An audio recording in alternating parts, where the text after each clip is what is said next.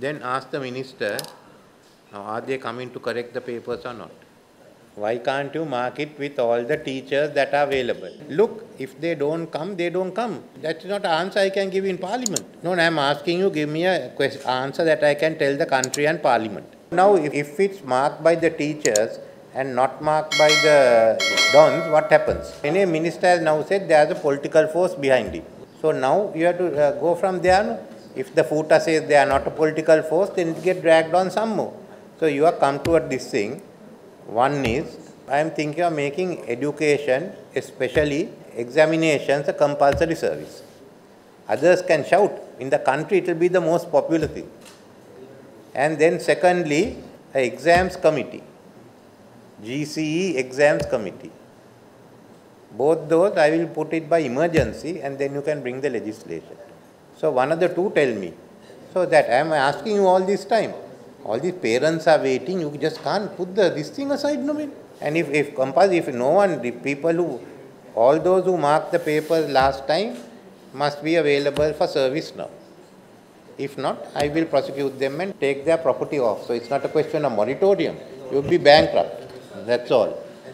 You can't stop the education of children, no? But what nonsense is this? So anyway, work out one of the two and tell me. That's all. By next week, I must tell the AG to be ready with the emergency regulation. Let's see which MP is going to vote against it.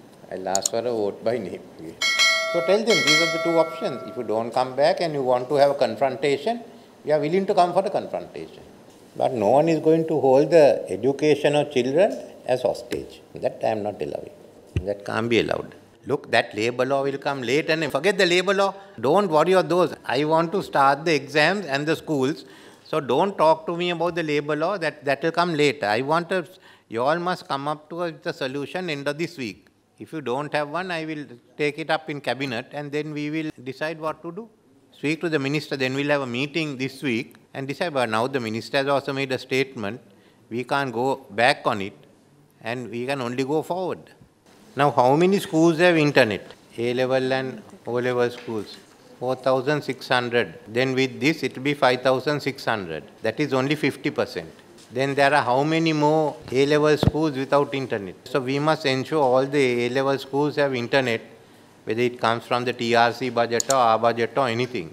And then we'll look at the O-level schools. But at least all the A-level schools in the next 2 years must be on the internet. Foreign scholarships for A-level qualified students. Then I want to have something more for people who pass out from Sri Lankan universities annually.